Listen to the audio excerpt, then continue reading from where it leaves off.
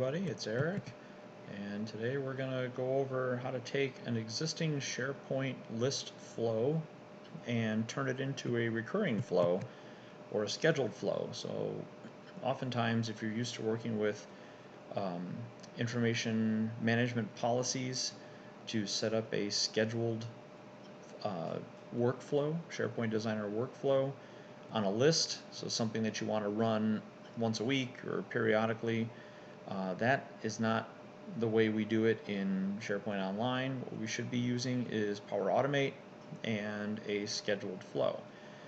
So a couple ways you could approach this. You could either start with going to powerautomate.com and create a new flow and add a SharePoint connector and set it up as a recurring flow. You can do it that way, or you can start from an existing one like I have here, which just sends an email when a new item is added.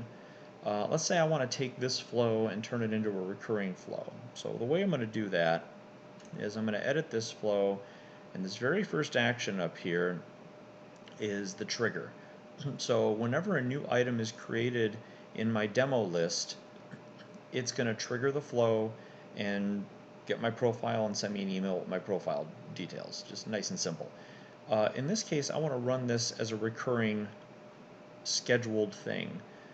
So if you imagine what you would want to do is delete this trigger, then choose or just type in schedule or recurrence. You see you're going to get the schedule item, and you can use recurrence as your trigger.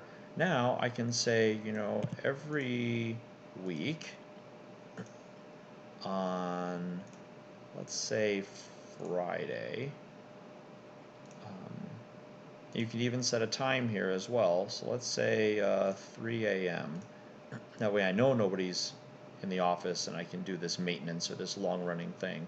And in here you would want to re-add your SharePoint connection that you had before, if that's indeed what you want to do. I could, for example, loop through items in my list.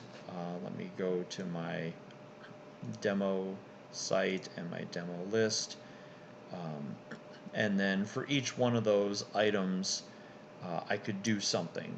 So in this case, I would want to say for each item, make sure the status is not equal to this, or make sure that the expiration date is greater than this other value, or today, and if so, send an email saying your thing is due or your content is expired. I mean, you can imagine here where you can manage it. But this would be a one way of taking an existing flow and changing it from a list-triggered flow into a recurring flow while maintaining your connection back to your SharePoint site.